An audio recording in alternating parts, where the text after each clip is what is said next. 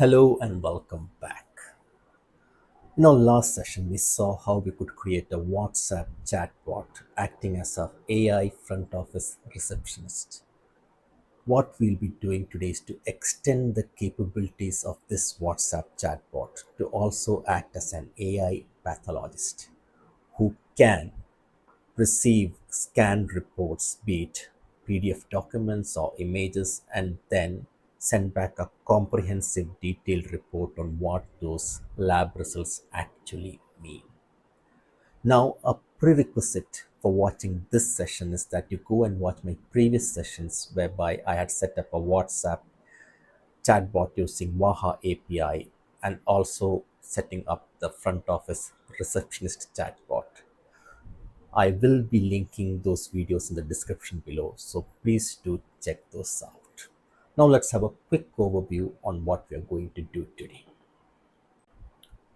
This was the flow that we created last time around, whereby we configured a WhatsApp number using Waha API, and then a user could send a WhatsApp message which would then be forwarded to the Nathan workflow, whereby we created a AI receptionist who could then take in these messages, search for facts using Google Sheets, update the client records, and send back a response via Waha API to that WhatsApp number. Right. Today, what we will do is we'll be extending the previous workflow for our AI receptionist. So the Waha part, that configuration remains exactly the same, absolutely no changes in this part. What we will be changing is our Nathan workflow. So within our Nathan workflow, first we'll be checking whether the incoming WhatsApp message has any multimedia content or not. If it does not have any multimedia content, we would continue the old flow, which is essentially just send the chat message to the AI receptionist and let her handle the conversation. But in case it has a multimedia, we will check whether it's a PDF document or an image. Based on whether it's a PDF document or an image, we would then extract it and then send it to the relevant AI agent to do the processing and send back a detailed report on what that scanned result actually means. So essentially, these two are AI pathologists. Okay, excited? I hope so. Let's get right into it.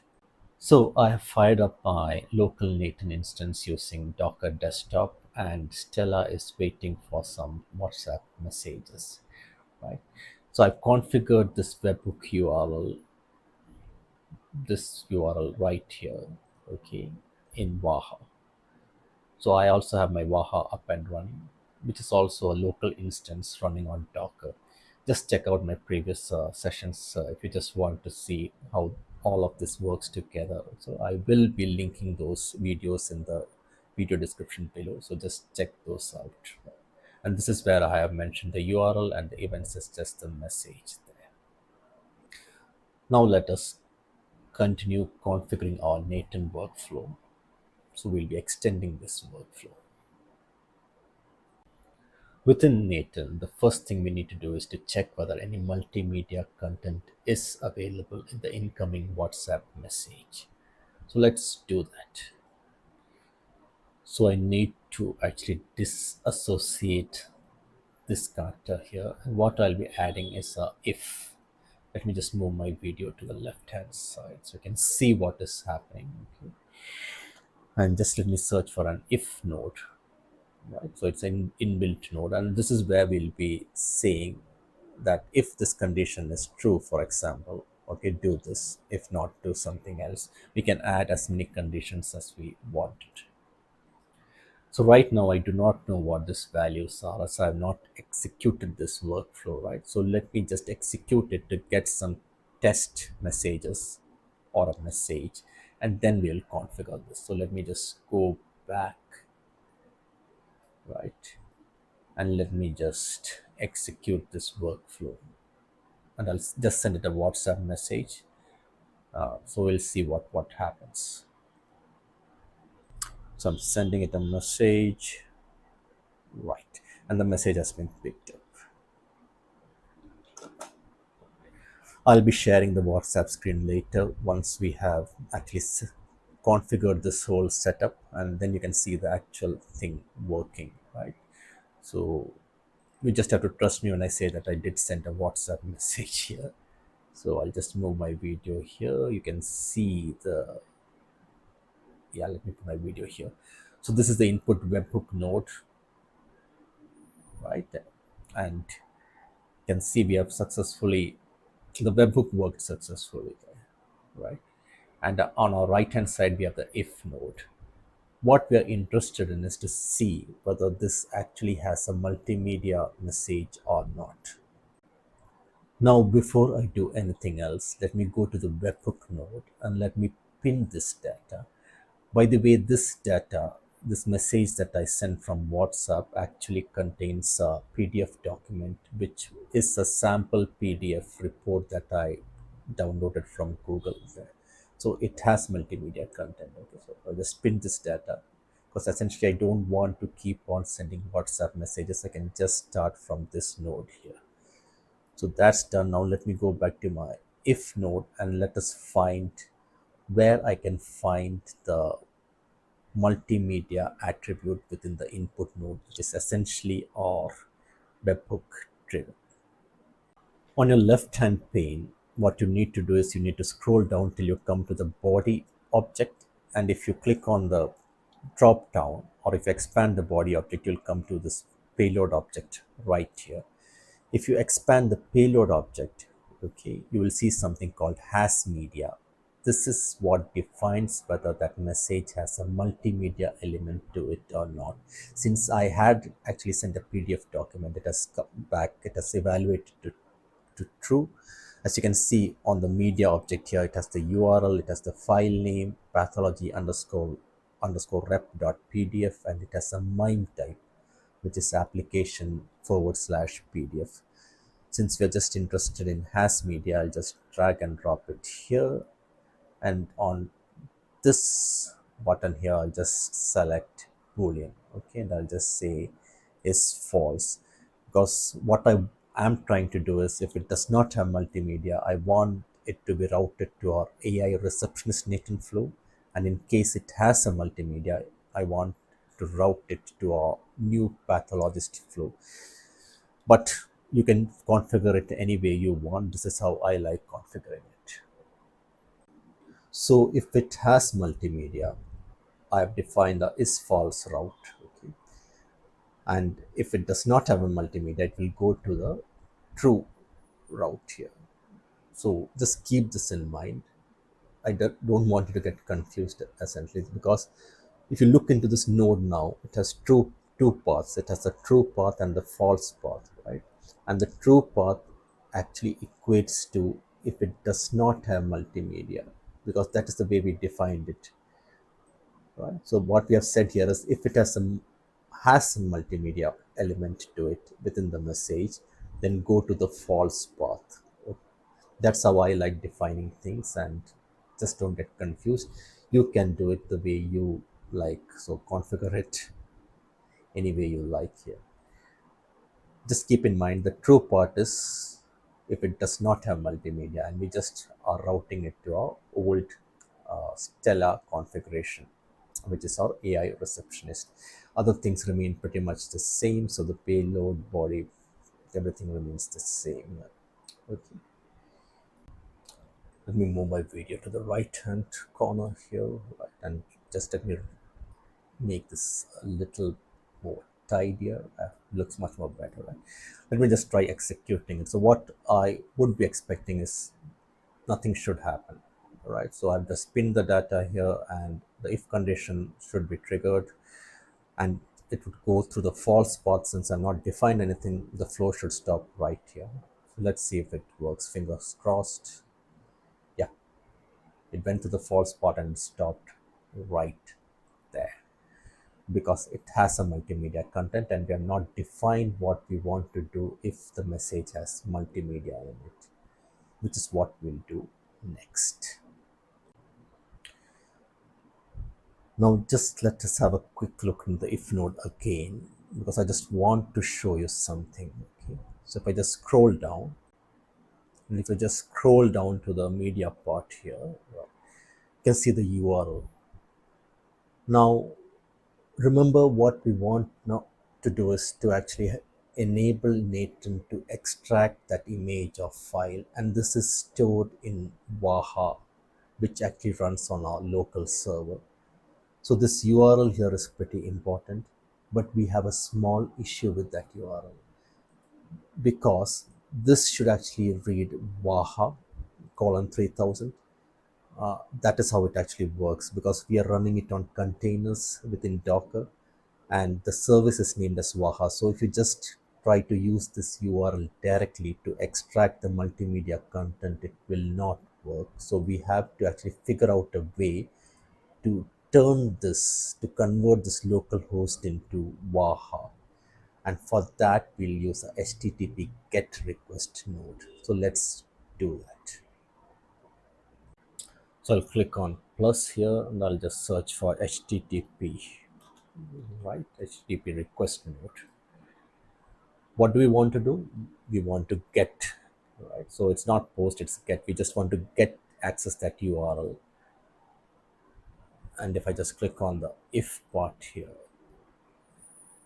or if I just click on the webhook part here, and if I just scroll down, I can find the media URL right here. Okay, so if I just drag and drop down here, in an ideal world, yeah, this would work. So you can see this actually works within Nathan. Nathan can recognize it because it has just taken that schema and it knows what the value is. But if it tries to run it, so if it tries to execute it during runtime, it will face an issue because this is not the service name that we use. This should actually be Waha. And the way we convert it is by just using a simple expression here. So I'll just expand this so that I can see what is written here. You can just pause this video and just have a look into what is written. So what I'm actually saying is that particular URL, json.body.payload.media.url, I'm just saying that within that URL, if you find an instance of localhost 3000, just replace it with Waha 3000. That's it. Okay. So just let me close this, and what should happen is, okay, this URL now should actually be converted into Waha colon 3000 during runtime. So let's try executing this and let's see what happens. Fingers crossed this should work. Actually, no, it will not work because I'm not set up the authentication. Remember, when I try to access my local Waha server, I actually need to provide the authentication. So what I'll do is I'll just do a generic credential type. Generic auth type, I'll just do a header auth.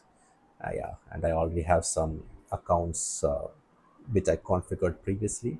If you do not know how to set this up, just go and watch my previous session on how to set up the Waha API for WhatsApp. Okay? So it's all there. Now, just have a look into it. And I think this should be sufficient. Okay, so just let me close this. Ooh, this all look good. Okay, let me just put it here.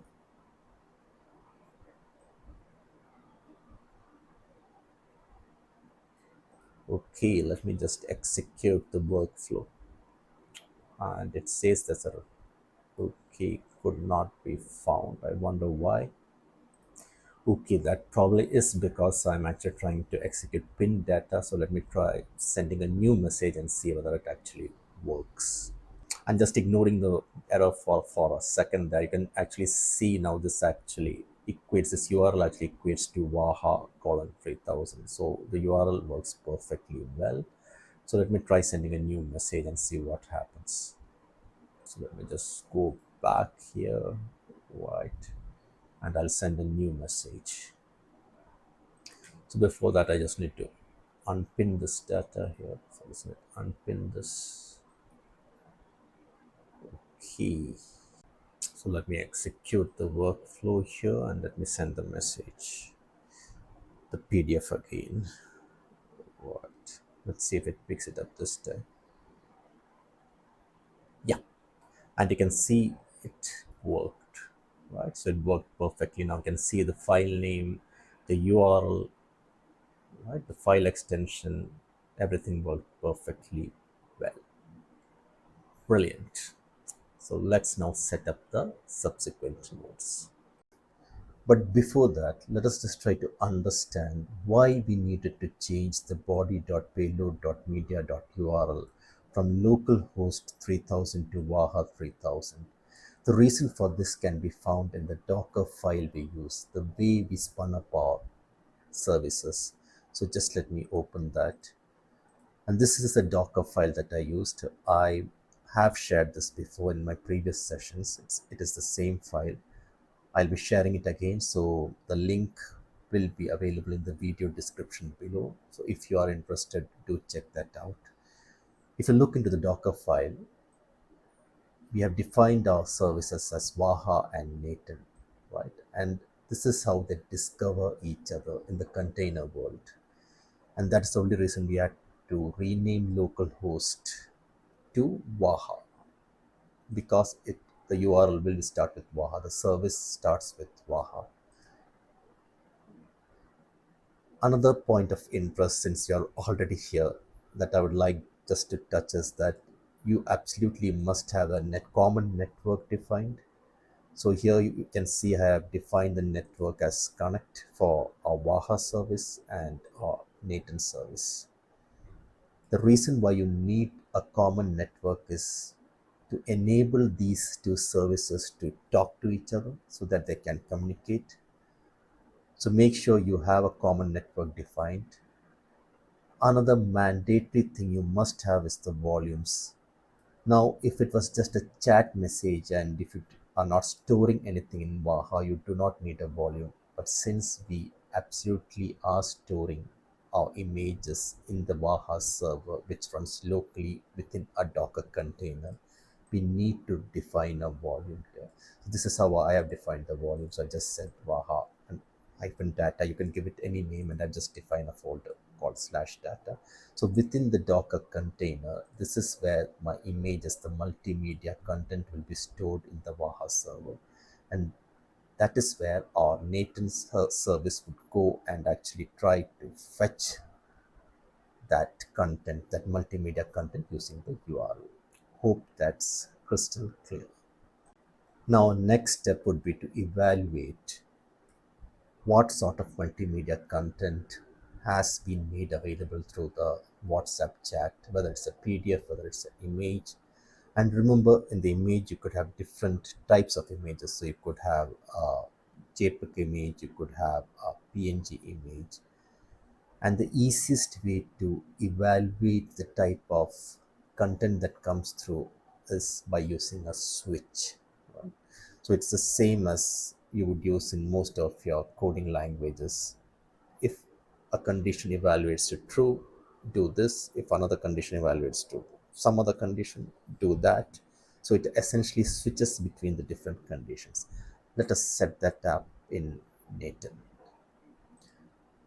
So I'm back on my configuration pane for the if condition there. So just let me close this and let me now add a switch node. So just search for switch. There you go. I have the switch node, right? And all I now need to do is to add some routing rules. So my routing rule will be based on the media type. So let me find the media type. So just go to schema here. And if I scroll down, right, under the media object, I should have something called MIME type. So just let me drag and drop this. Okay. So I have payload.media.mime type, and I'll just say if the value is equal to, in this case, it will be application.pdf. So this is my first routing rule. Now let me add some more routing rules. So all I need to do is add a routing rule, click copy paste the same expression, and here I will say whether this is equal to, say, let it be a JPEG file, and this would actually evaluate to image/JPEG. So just follow along. So when we do the images, you'll see this actually comes to the MIME type would actually be image slash JPEG. That's why I'm just preemptively putting that name there since I know it. If you're doing it for the first time and if you have no idea what would be the MIME type, you would need to run the image and just drag and drop the value get from here. But just trust me, it's going to be image slash JPEG. You'll test it out anyway. So let us add a couple more rules regarding images so that we can have different type of images. So let me just put this. So MIME type is, so it could be JPG instead of JPEG. I don't want my workflow to fall over because it's not JPEG, the MIME type. And finally, just let me add a PNG routing role. So I'll just say if it is image.png, right? Now there might be cases when my MIME type does not match any of this, so I just want to handle that. So what I'll do here is I'll just say if the MIME type, let us say it's not available at all. Okay, so I will just do boolean and I'll just say,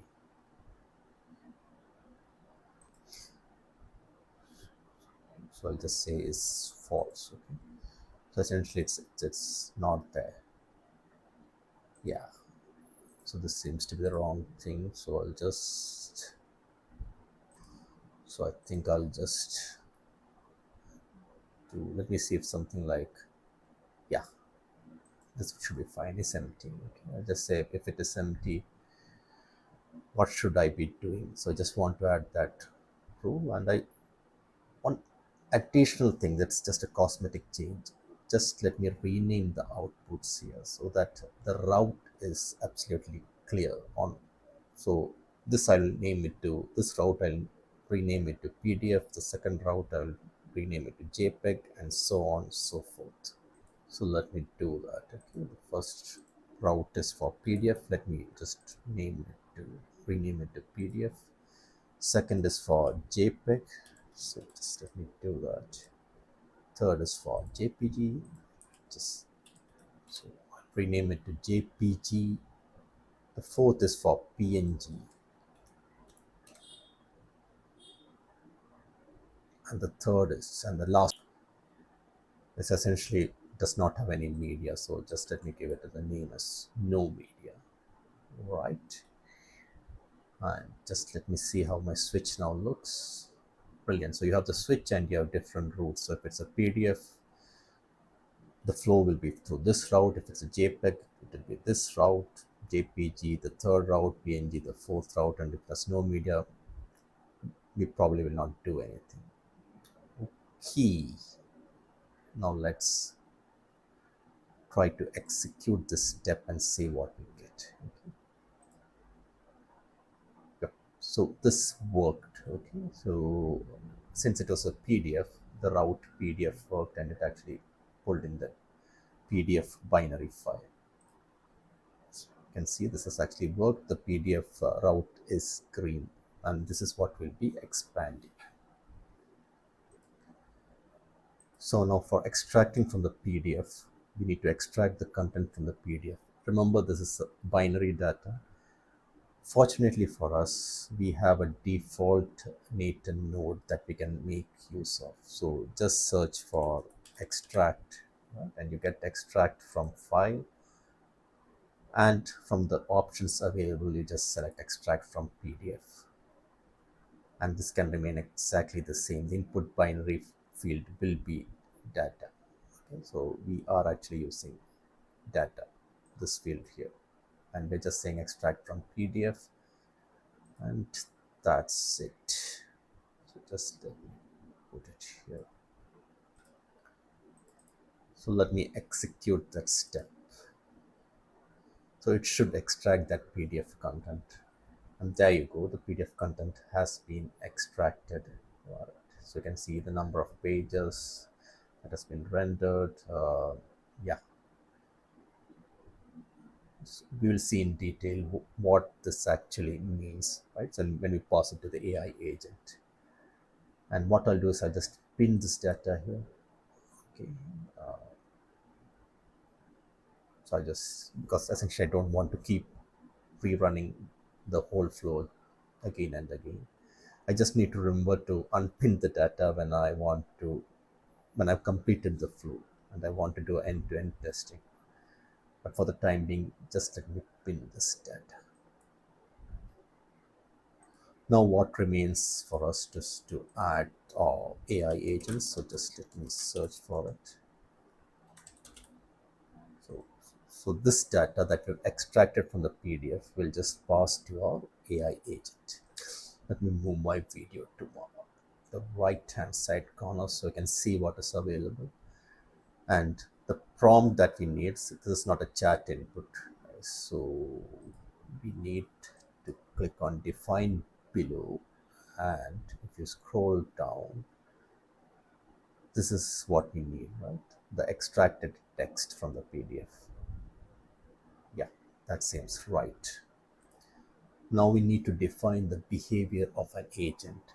So I want this agent to behave as an expert pathologist. So whenever a client, a patient comes in with a lab report, the pathologist should analyze that report and give back a detailed, comprehensive analysis of what that actually means, what that report actually means. So let us add a system prompt for that. Okay, so I click on add option, system message, and this is where I define how I want my agent to behave. This is the system prompt that I'm planning to use. So I want my agent to be an expert, board certified anatomic and clinical pathologist. He possesses deep expertise in histopathology. My God, I can't even pronounce it. Okay, cytopathology and hematopathology. Wow. Okay, tools and capabilities. You have given access to perplexity sonar deep research. We will be adding this tool. Input capability, so you are capable of processing inputs in the following formats: text, PDF, images. Your task is to analyze this, and obviously I'm just giving it some analyze protocols. If it is text, what should you do? If it's an image, what you should do. So I'll just scroll down a little slowly, and if you want, just pause this video, have a look, and you can just copy this prompt, right? So output format, I'm defining the output format, and safety and disclaimer, very very important. Remember, this is an AI we are using, and AI is prone to hallucinations, so you do not want anyone to sue you just because the AI has given something absolutely wrong, or it has just dreamt up of some scenario. So it's always useful that you just add some sort of disclaimer saying this is AI generated and you should verify it with a certified professional. Right, so just let me copy this and I'll paste it in the system prompt of our Nathan agent. So I'll paste it here, and now all that remains is to actually define the chat model. Right, we do not need a memory here, guys. Because we are not going to chat with the pathologist, the chatting will be done by Stella, our AI receptionist. So the pathologist has one and only one job, which is to go through the reports or the images and give back a detailed analysis on what it actually means. And I'll also be adding perplexity deep sonar research. So I can do it from here. I'll just add chat model and the tool, or I can do it from our main canvas. Let me do it from there. And you can also see how our flow now looks like. Right. I'll again move my video to the left hand side, and just let me add the chat model. Right. Now, if you wanted, you could just add, say, open router. This gives you quite a few chat models that, so, or you could directly use something like OpenAI's or Gemini. Let me choose this. Okay, so I just go and let me search for, so you can see hundreds of models you can use here. So let me see, what does Google have? Right, I don't need a pro image preview because this is not an image, and we are actually extracting. Even if it were an image, we would have already extracted the contents and passed it. So let me see if it has something like, yeah, we'll use this. Okay, and it has already taken up my pre-configured account settings. Okay, in your case, if you're doing it for the first time, you'll probably see something like create new credentials, and if you click on it, right, so let me just click on this and take you to this field where you need to give an API key. Now, where do you get the API key from? So head over to openrouter.ai, create an account if you do not have it, add some credits. You must have some credits, otherwise your API key won't work, and just click on get API key. Copy paste the API key that you have received and just paste it into native. By the way, if you're using Gemini, for example, right, you could use Gemini. The way you could generate your API key in Gemini is you just go to aistudio.google.com, go to the API keys section. Okay, I'm assuming you have a Google account. Okay, if you do not, just create a Google account. But anyway, go to Google AI Studio, log in with your account, go to the API keys section and generate an API key. Google does provide you with free API keys, but it has a ceiling.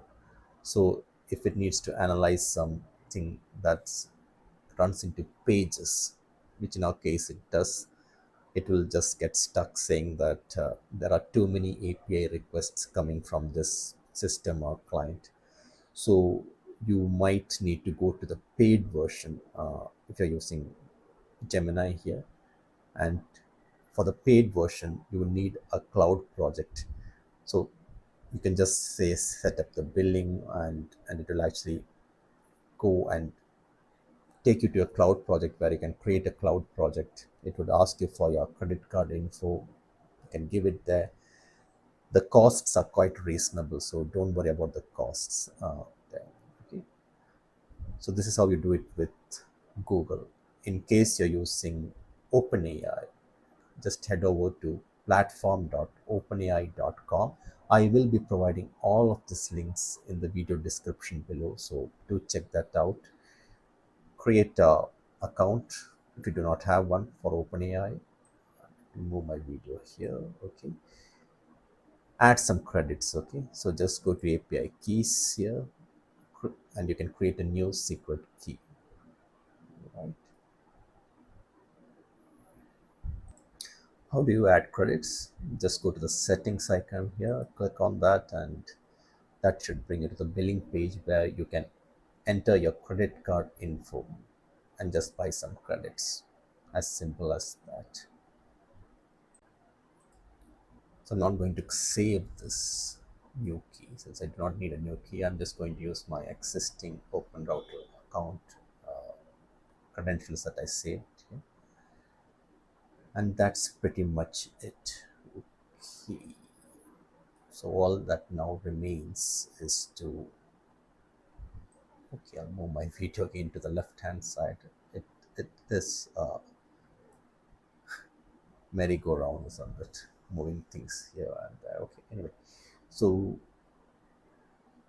as I mentioned, I do not need a memory. I'm not going to have conversations with my AI agent. I just needed to do one thing, just to analyze my reports. I'll add a tool, so I'll add perplexity. Okay, so I'll just add the perplexity tool. And again, I need an account here. So in your case, you'll see something like create new credentials. If it's for the first time, just click on that, and you need an API key. So to create the API key, what you need to do is head over to www.perplexity.ai, Yeah, I know my video. It's annoying, isn't it? Okay, anyway, and just head over to your accounts and settings icon, and there you can see a section called API. Click on that, and there you have your API keys. Just click on that to generate an API key. But remember, again, you will need some credit to your account here. So go to your API billing section and add some credit. Okay, $5 should be more than sufficient. And just paste the API key that you've generated there. Right, I'm not going to save this. I'm just going to use my existing Perplexity account there. And the tool description, I'll just say set automatically. Yes, I'll just message a model. The model that I need is Sonar Deep Research. Okay, and for the text, I'll just say let the model define this parameter, and the role would be user, so I'll just leave it at that. I'm not going to add anything additional, right? So this should be sufficient. Now bear in mind, okay, that the Perplexity tool might not always be used, because our Gemini model is capable and powerful enough to actually do the analysis on its own. It would only use the tool if it absolutely needs some reference there. So do not be surprised if this is not used at all. It might be used in some cases, it might not be. So just putting it out there. Essentially, it is the agent's choice whether to use this tool or not. So I'll also rename this tool. Okay, so just let me rename it. Right. So I'll just put it as Perplexity Sonar D. Right. So this is the tool that I have given to it. And now let me execute this and see what happens. Remember, I have pinned the data, so it should just get that pin data and execute. So let me go back. Yeah, you can see that the open router chat model, so a Gemini model, is being invoked. The Perplexity Sonar deep research tool might or might not be invoked. We do not know. So let us see. And it was not invoked. Okay. So it did not need to invoke it. But just let me have a quick look whether, yeah. So it seems to have generated something. And now what remains is we need to send it back to the user as a WhatsApp message. So let's do that. So let me close this. So what we need is the HTTP request node. So we could just use this node, or an easier way could be you just copy what you have already configured for Stella. So I just duplicate that and I'll connect to this. Just need to make a few configuration changes if required. Okay, so let me see if anything is required. This seems correct. The URL seems correct. Yeah, the credential type, yes, we need to send the body. The content type is JSON. The body is JSON. If you're wondering how we got all these values, just check out my previous video where I had set up the AI receptionist. There I do explain how you set all of this step by step. So I'm just copied what I've already set up there, right? And in the interest of time, I'm not going to explain the whole thing again. This should work. So just let me execute this step. Yes, brilliant. So let me see whether I actually got the response. Before that, I'll just pin this, okay, just in case I want to run it again. And just let me check my WhatsApp. Okay, and this is my WhatsApp screen on the left hand side, and you can see it says based on the laboratory data for the 41-year-old male. Yeah, it has done quite a good job, right? So I can scroll down and it says this is what it seems to be like. It's a 19-page laboratory test report. Yeah, patient exhibits hyperglycemia. So the blood fasting blood sugar is 141, glucose, Surya. My pronunciation might be shit, guys, but essentially you get the gist, right? So it gives a very detailed analysis on what your laboratory report actually means. Okay. So your renal and liver function generally preserved, microalbumin is negative, urea is slightly low. Okay, quite good, right? So let's get on with the other steps. Now, the next logical step would be for the clinic to store the record somewhere. Right? So it needs to store the pathologist's analysis record, the report somewhere, and we will be using a Google document to do this. So let's set that up. So we just go back here. So fit this to the window. Let me move my video to this side, and I'll make this a bit smaller. Okay, and I'll just search for Google Docs and I'll just say create a document. That's it. So it picks up my Google OAuth account. In case you're wondering how to set this up, do check out my previous videos, okay, which I've linked in the video description below, where I do explain how you can set up Google OAuth account for various services. Anyway, so I'm using my existing account, and the resource would be a document. Operation would be create. So drive should be my drive, and this should bring up. So I've already created a folder named pathologist. Okay? So it's already available there. And the title is something I would want to generate dynamically, right? So if I just give it a static title, what will happen is that each time I try to run, that record will already be there. The document with that title will already be there.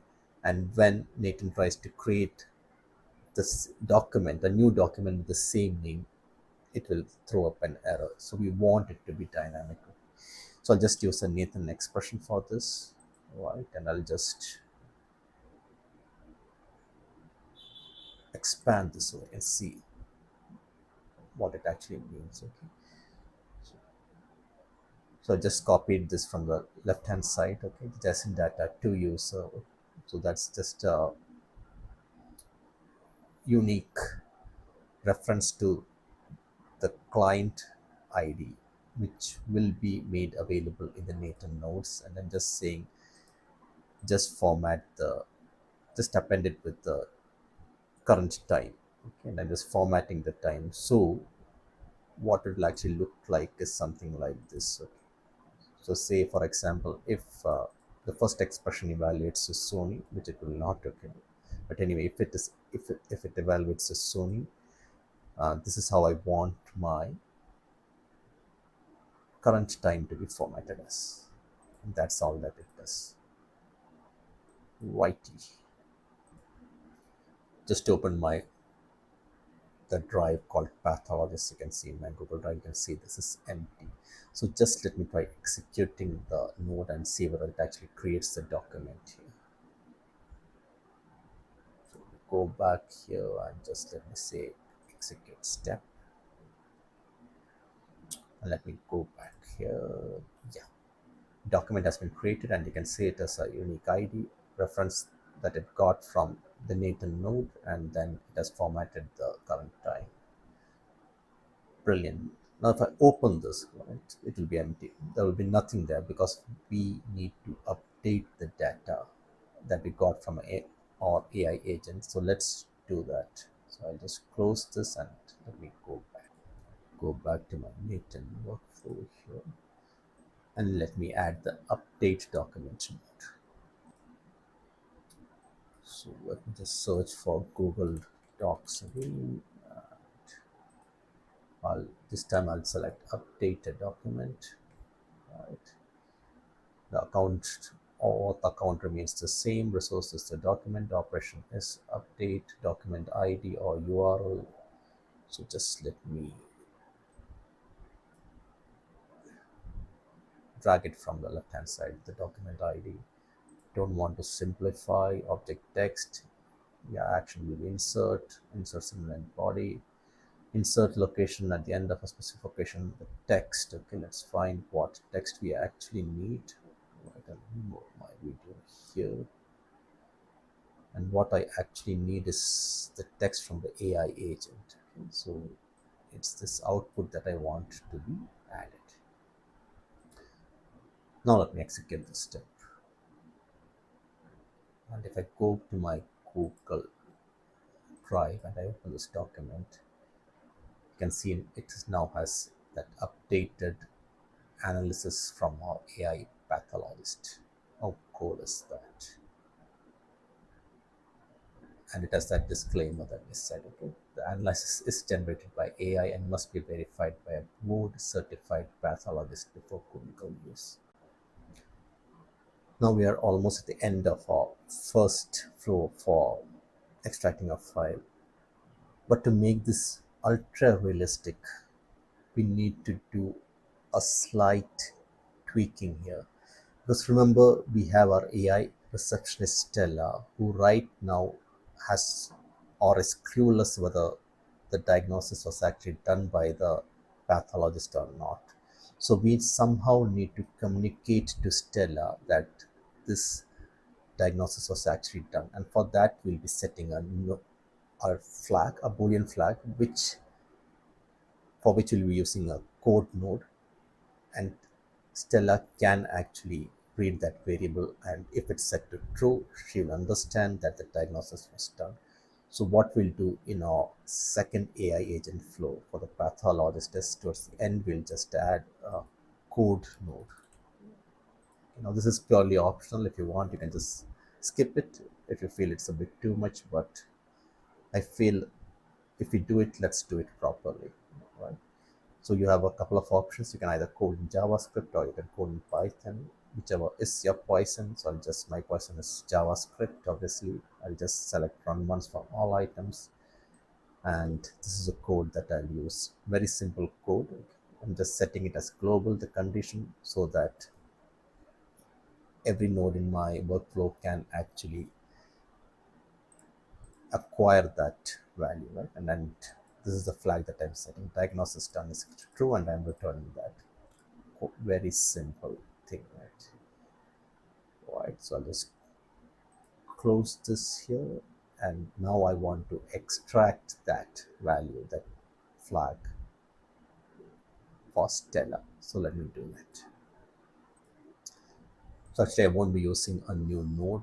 What I'll be doing is I'll just be using a tool. Okay, so just let me use the code tool. There you go. We'll give it a description. Okay, which is call this tool to know whether a diagnosis was done or not. Language used will be JavaScript, and so this is what I do. I'm just getting that static data from global, and I'm just evaluating whether the diagnosis is done or not, and I'm just returning that. Quite simple. I'll just beautify it a bit. Now what I also want to do is I need to tell Stella to use that tool. So if you remember, for our system message, you're just given it one tool. So just I scroll down, right? Where was it? Okay, I'm just saying for data sources and tools, you have access to a Google Sheet named Stella with two tabs. That's it. FAQ and client record. There's no mention of a get status code node or anything. So let us add that. So the only line I'll add is this one. So for the data sources and tools, I'll just say that you also have access to get diagnosis status. It's a code tool which returns true or false based on whether the diagnosis was completed or not. So I'll just add that to our system prompt for Stella. So just added that. Where did it go? Yep, this line here. And now let me close it, and just let me rename these tabs, these nodes a bit, so that it makes more sense on what we're trying to do. So I'll rename this node to get diagnosis status because that's what it does, or this tool actually. Let us rename our AI agent. Okay, let's give it a Indian name. Okay, Dr. Vasant. Okay. Dr. Vasant, the pathologist. How cool is that? And finally, just let us rename this thing here. What? Phew. Now let us test this out. Okay, so what I'll do is I'll publish it and we'll test this out. So publish, I'll just give it, yeah, this version is fine. Remove my video here and I'll bring on my WhatsApp screen so you can see what's happening. Oh, before that I need to unpin this data. So I just unpin this, and then unpin it here. Cool. Now before I forget and before we start the testing of this published flow, there's one more thing that you need to do, which is essentially you need to update Waha with the production URL of this webhook. So go to the webhook, click on the production URL, copy this URL there. So not the test URL, but the production URL. Go to your Waha dashboard, right. Click on the configuration icon in the sessions section. Scroll down on the popped up window, click on webhook and just update this. I've already updated this. Make sure you're using the Nathan webhooks production URL here, okay, and just click update. So that was one thing. Another thing that I wanted to show you was the actual laboratory report we used for our previous flows, right? When we tested the flow, when we executed the flow manually, this was the report that we used. I will be using this report again, but I just wanted to show you this. This is something that I downloaded from Google and it's publicly available. You can download any report. So you can see it has various values. It gives the age of the subject, name, hopefully it's a made up name, and some clinical test values. So quite a few of them there. So you can see it has 19 pages there. So it is a huge report, and this is what we provided to the AI agent or pathologist when we tested the flow manually. Excellent. Now let's get on with testing the flow. Let me just also quickly show you my Google Sheet for the AI receptionist Stella. So the client record currently is empty. It has just a header row with the consultation number, date, time, client name, client phone number, and a FAQ, right? And what we'll be testing is the flow for Stella and the flow for the pathologist, Dr. Basant. So I would be expecting my flow to switch between these two different AI agents based on the type of messages it receives. So if it is a text message, it should go to Stella, and if it is something like a scanned PDF document, it should go to Dr. Vasanta, AI pathologist. So let's get started. Let's start. So I'll just send a hi. You won't see the execution happening because remember this is the published flow.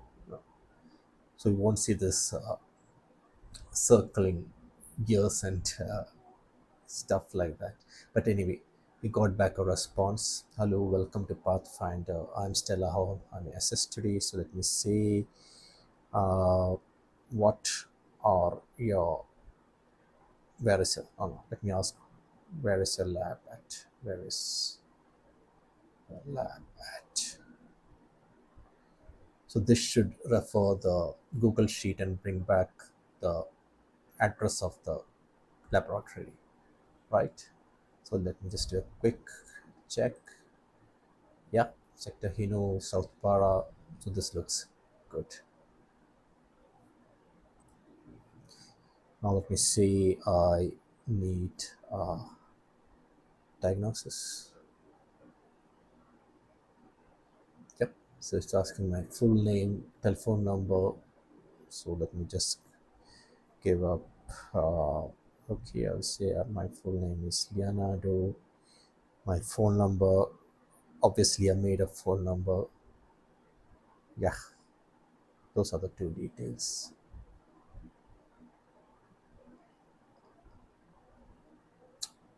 So this should update my the client's records, right? So let's just see whether it has actually updated it in Google Sheet. So let us go there. Yeah, you have the consultation number, the date, time, client name, client phone number. Brilliant. Now it asks me to upload my medical report or doctor's prescription so we can proceed with your diagnosis. So let me do that. So as I said before, this is the report that I'd be sending. So this is available in the public domain, and I'm hoping this does not contain any actual personally identifiable data and it's all made up. But anyway, this is what I'll be sending to my AI agent. Okay, I've sent the report. Now let us give it a minute because it essentially needs to extract the report, send it to the AI agent, do some analysis, send back the reply. It is a waiting game, so let us be patient.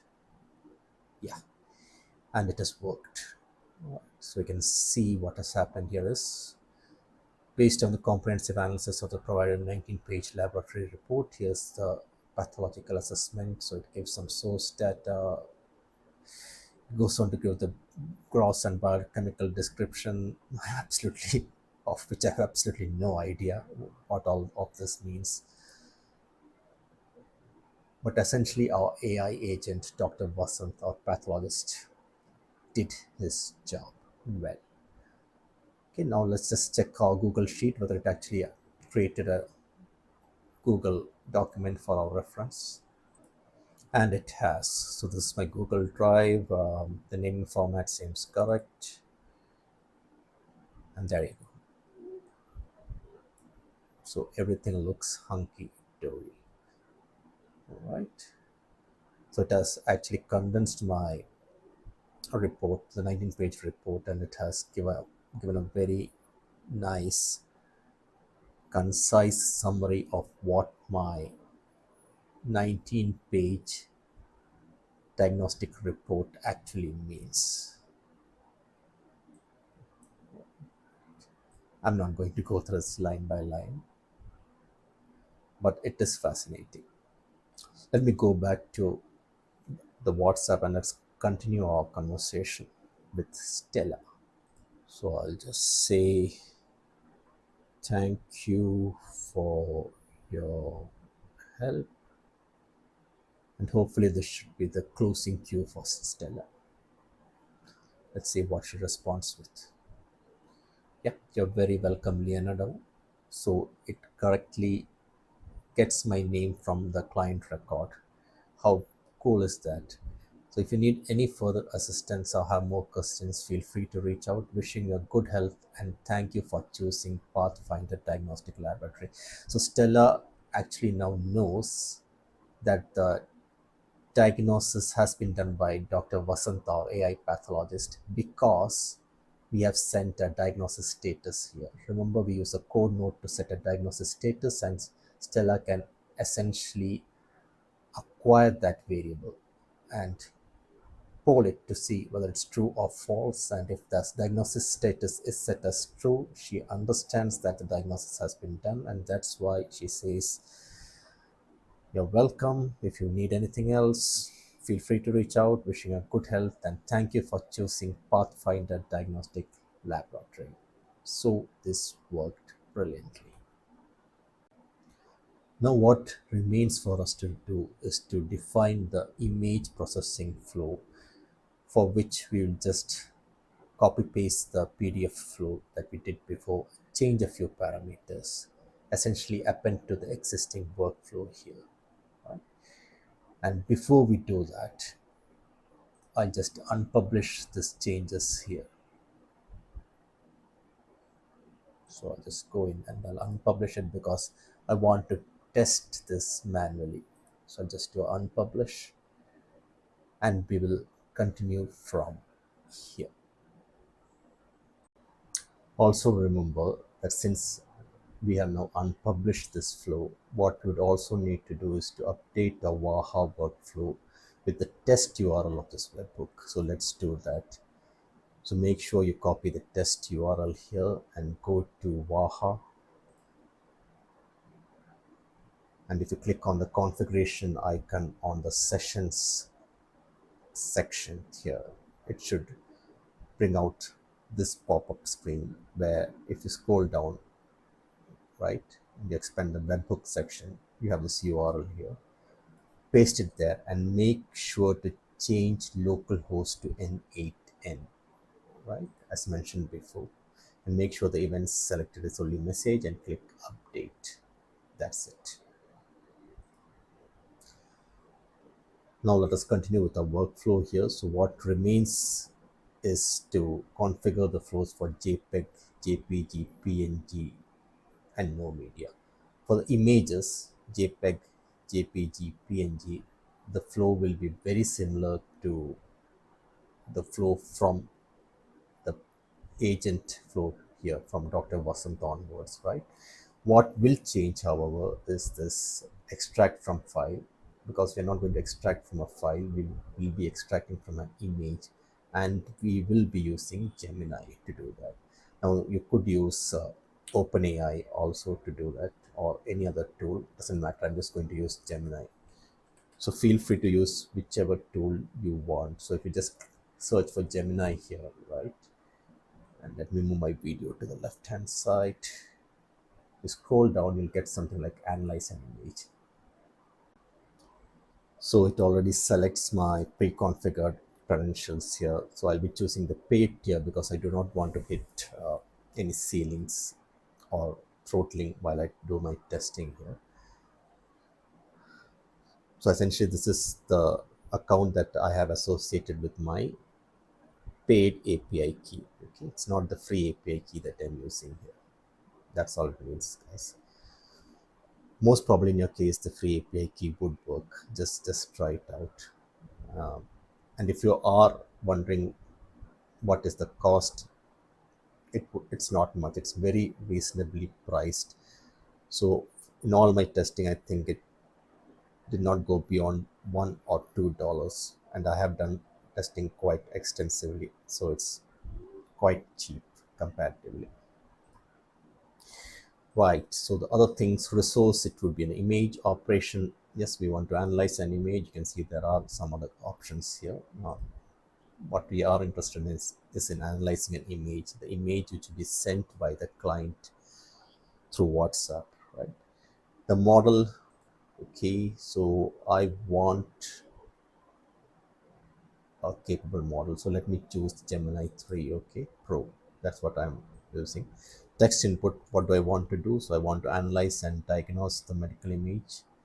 The input type is a binary file, okay, very important. Remember, we need to provide a binary file. That is what we'll be providing it to. And the input data field will be data. There's no change here.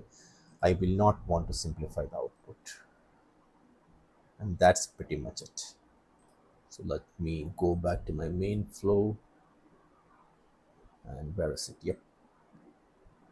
Let me just rearrange it so you can see what's happening. Okay. And even if it's a JPEG or PNG, it's the same, absolutely same thing that's going to happen. So regardless of the format of the image, okay, I could add more formats if I wanted. I wanted to go to the same node here, which is analyze an image. So I just have associated this node with all the three routes of my switch node. Okay, that is the JPEG route, the JPG route, and the PNG route. So let me test this out. So I'll just click on execute workflow and just let me send an image. I'll be showing you the WhatsApp screen later once I've set up everything. Okay. So this is just testing. Again, just bear along, okay? Right. So I'm sending the image now. Yeah, you can see exactly picked it up and it's analyzing the image. It's finished analyzing the image. So let me just open this and you can see it brings back a whole lot of text there. Okay, so it says based on the provided medical image, here's an analysis and diagnosis. Image modality, this is an axial computed tomography of the chest. Now if you're curious to actually what image did I send it, I actually did send it this image, okay, that you can see here. So this is something that I again downloaded from Google. This is the image of a lung abscess, whatever that means. It's a CT scan of a lung abscess, and it seems to have identified that this is something related to the lung. The image is displayed in a lung window setting, which optimizes the visibility of the lung parenchyma. Hopefully, I've got my pronunciations and vowels right. Right, so let's continue and let me pin this data, okay, so that I can continue the test. So let me go back to the main flow and I'll just copy the remaining nodes from Dr. Vasant onboards. Okay, so I'll just copy till send a reply. So essentially, I want, let me try copying this again. Okay, these three things. So I just did a control and selected multiple nodes there, just in case you're wondering how I managed to do this. Okay, and let me change the name of this agent. So I will change it to any random name. Okay, so let us give it Dr. Joey. It seems to be a cool name, and I'll just connect this node to this. Other things remain exactly the same. We'll just have a quick look into the configuration of Dr. Joey. And if I click here, right away I see that the JSON.text does not seem right. Okay, so we need to change this configuration. What I'm interested in is this text here, right? So this does not seem directly to be within JSON.text as with the extract text node that we did previously with Dr. Basant. So this seems to be placed a bit differently. No worries. So what we'll do is we'll just delete this and we'll just drag and drop this part here. Okay, so this will bring in the text output, which should be enough. Now let me go back to the main flow here, right? So all this seems to be hunky-dory. And what I now need to do is these remaining three things can be the same. Okay, so what I'll do is this can be a common flow. Now you could argue that I could put this as a subflow for those who are well versed with native flows. I could create a different subflow and I could just refer it to here for things that are common. But since this is a demo tutorial, okay, I want to be crystal clear on what we are trying to do here, because if I created a subflow here, I would have to switch between different windows and it might be a little bit confusing for a first time. So that's why I'm not using a different subflow. I'm just using the same flow and I'm just associating this different nodes to this flow. Okay, now let me test this. So let me execute this workflow. Yeah, and let me see, let me send it a message. An image actually. Okay. So I've sent it an image. And you can see, yeah, open route chat model is working. I should have removed the pin data, but I'll do it later. So even though I executed the workflow, okay, what will happen is it will always take this pinned data. It won't take the new data. And you can see the perplexity sonar deep research is now being invoked. This tool is being invoked. Now, earlier case when we used the PDF file, it was not invoked because our AI agent was capable enough of understanding what was in that lab report and giving a befitting reply. But in this case, being an image, it's actually asking help from Perplexity Sonar Deep Research, which is cool. So let me just minimize this so that you can see what's happening. Okay, right.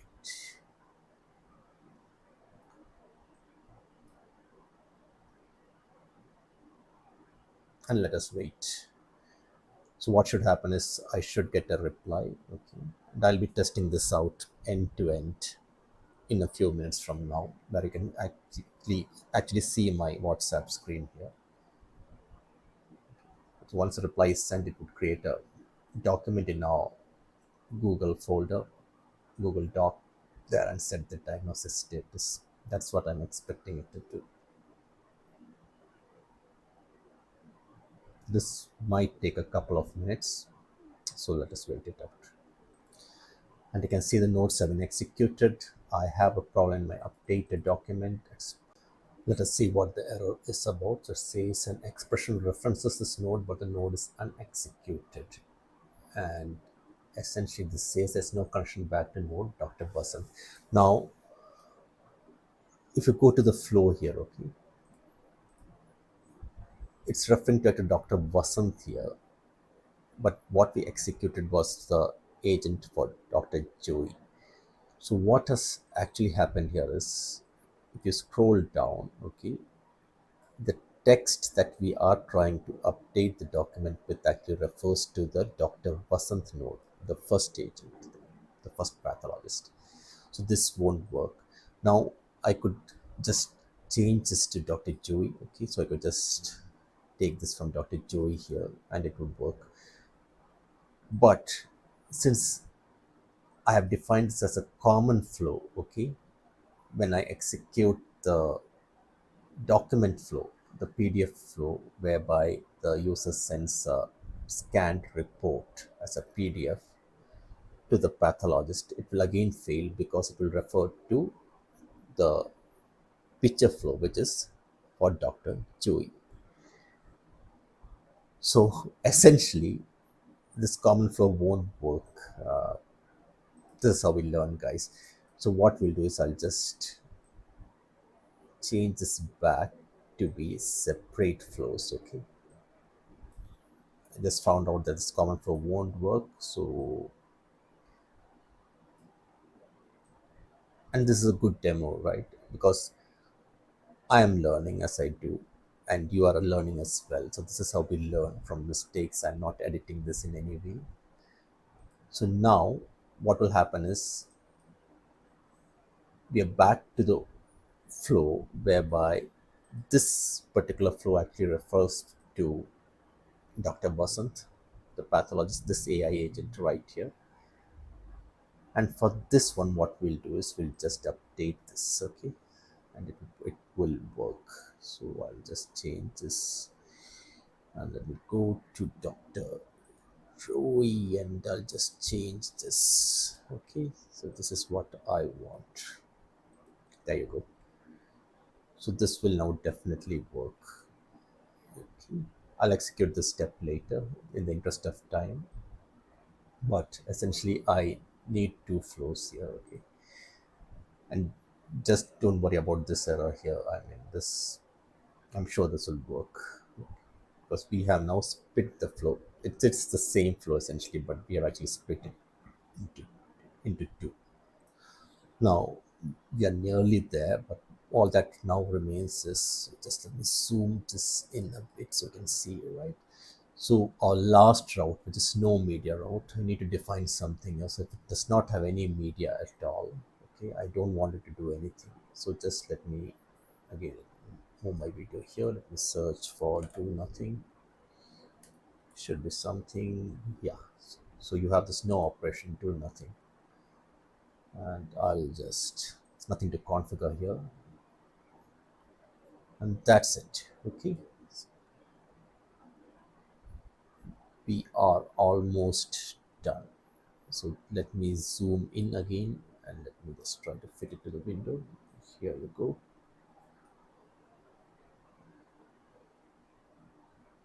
And we are ready for our end-to-end testing. So let me publish this flow here. Okay. So I'm going to publish this. I don't want to keep on clicking execute workflow here, and I'll share my WhatsApp screen now. Now, before I start the end-to-end flow, since I have published this, I also need to update my Waha configuration with the production URL of this webhook. So let me do that. So let me just copy this. Okay. And let me go to my Waha dashboard. So let me click on configuration icon here, and let me go to webhook and let me update this with the new one. Okay. And here I'll change localhost to Nathan, and that's pretty much it. I'll just do update, and I think now we are all set. So let me, yeah, since it's published, I know there's no need for me to execute the workflow manually. So let me start the chat. Okay. Remember, this is a brand new session, so I'll just say hi there.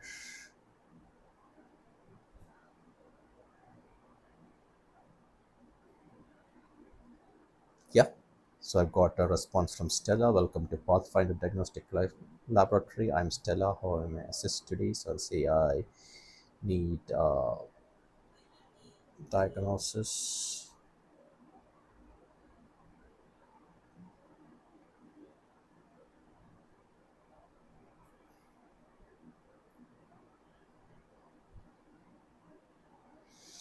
Right. I'm happy to assist you with that. Before we proceed, may I have your full name and telephone number to register our details? This will help us get started with your diagnosis process. Very polite and to the point. So let me just see, let's test whether it gets the facts. Where is your, what are your lab timings? Okay. So I'm going to say, what are your lab timings? Excuse my spelling, it's terrible. Yep. So this should bring up the lab timings from the worksheet. Yeah, it says our lab timings are from 6 a.m. to 11:30 p.m. every day.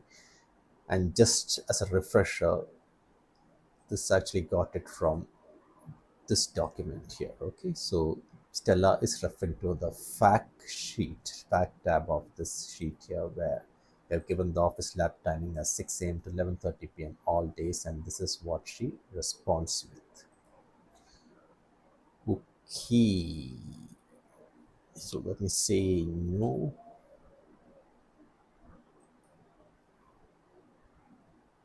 Let me see what she responds with. Yeah, she says, can I have your full name and telephone number? So I'll just say, my name is Romeo key and my telephone number is 123456780.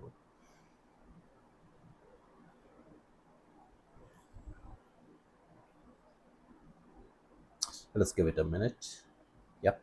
So it says, I have registered you in our system. To assist you further, could you please upload your medical reports or doctor's prescriptions so we can proceed with your diagnosis?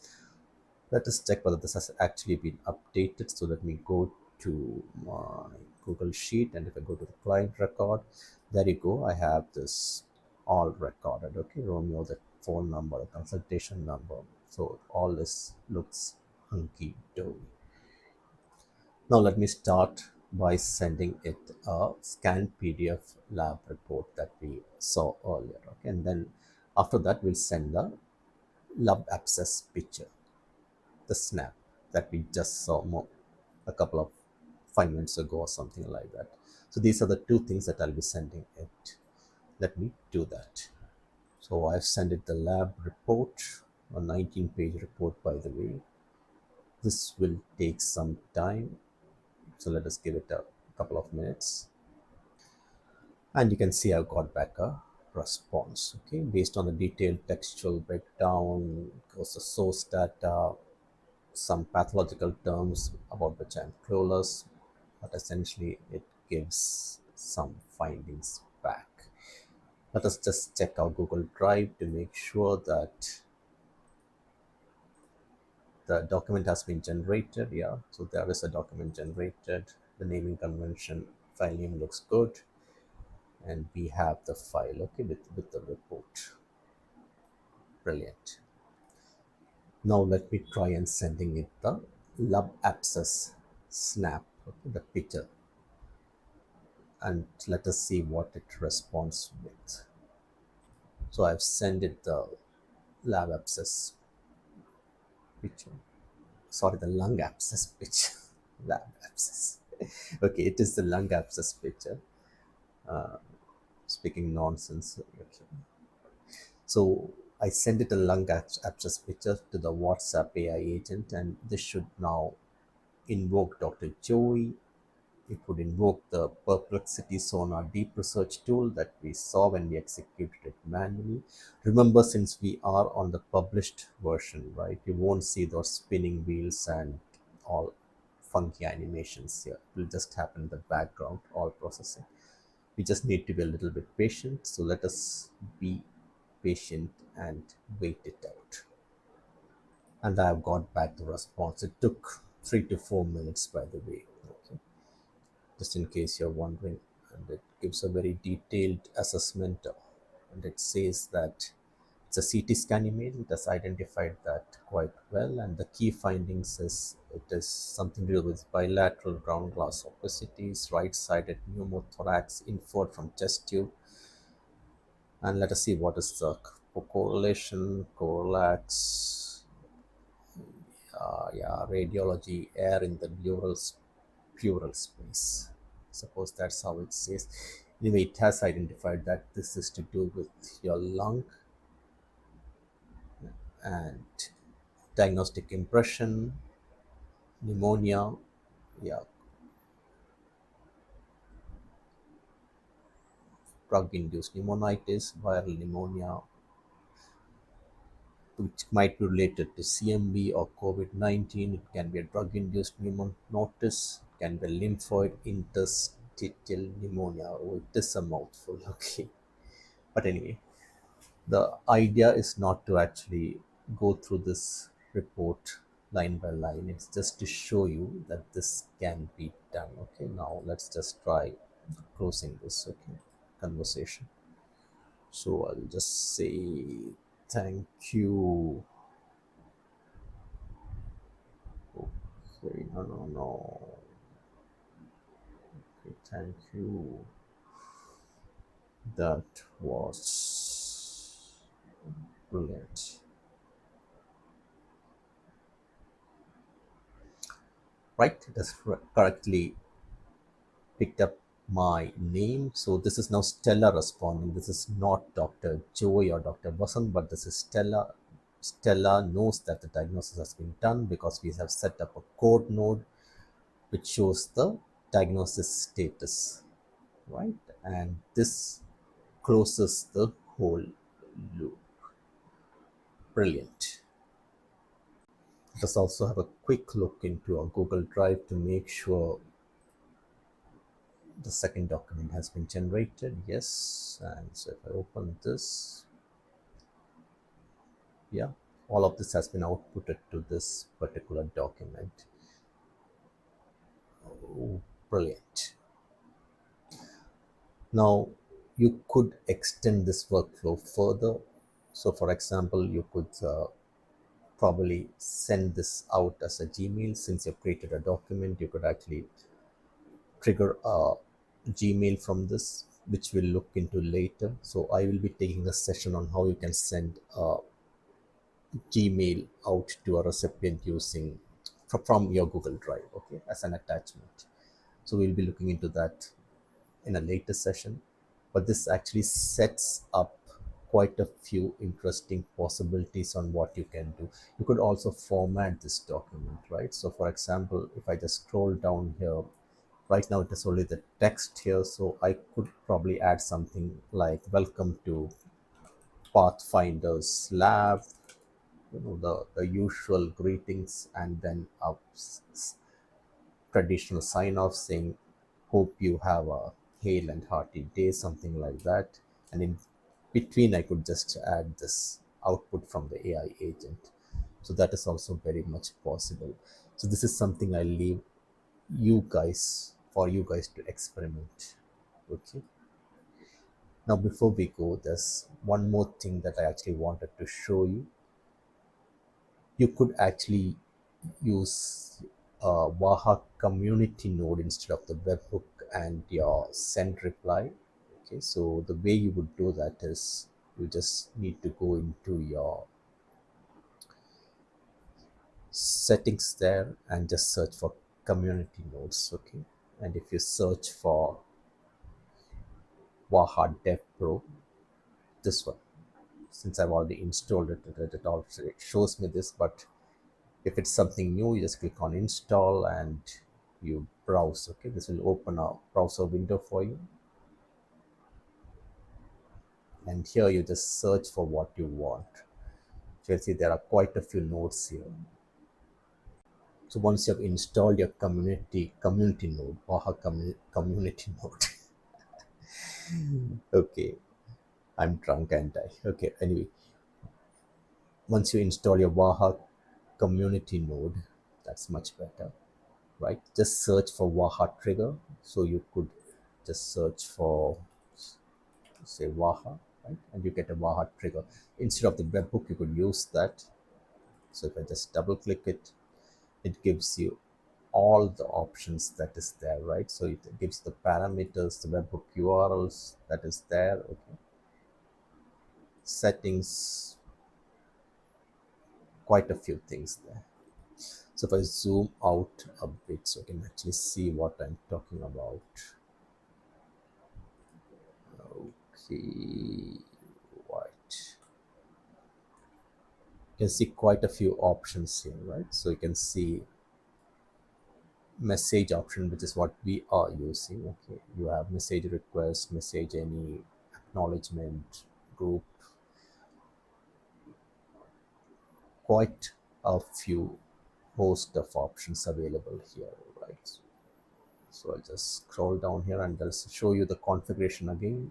All you need to do is the settings. All this will be default. It's nothing that you need to change here. It's just the webhook URL that you need to copy paste into your Waha configuration there, right? And this will again be native. So if I just go back,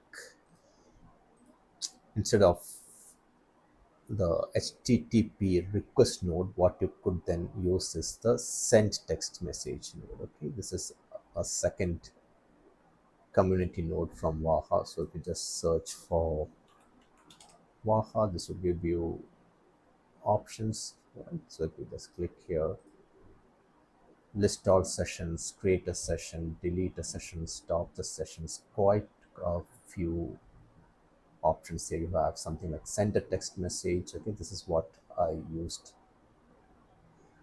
instead of the webhook, the HTTP request node. Okay, send an image, send a file does not work, not because it is a problem with the community node. It is because we are using the free version of Waha, right? It does not support sending back multimedia text images.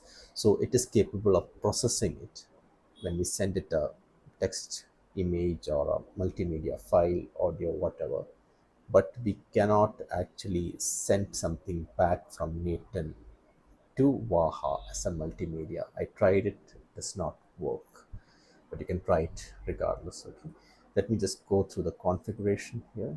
So if you just double click this, right, this obviously would, you would need a Waha credentials to be updated here, and then operation, you can select quite a few operations. It would be post. So this is something that will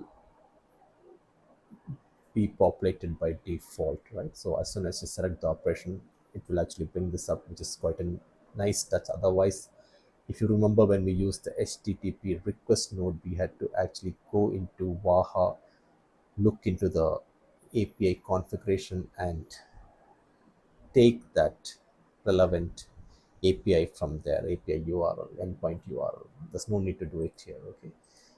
The session, the chat ID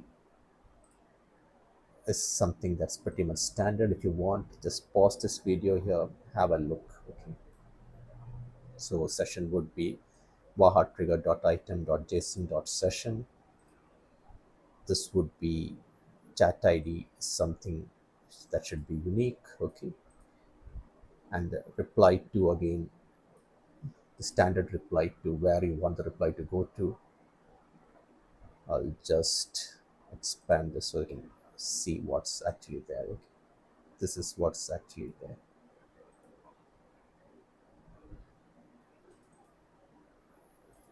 Okay, let me just open it again. You want to see this, right? It's item.json.payload.from, and the text would be json.output. Just do a link preview, doesn't matter if you do not. And that's pretty much it. I just wanted to show you that you could use the Waha community nodes as well. You could utilize that instead of using the standard webhook and HTTP request nodes. And with that, we are at the end of our session for today. It was a long session, but probably I hope for you it was worth it. Okay. I will be back with more sessions where we can learn together. So till then, adios.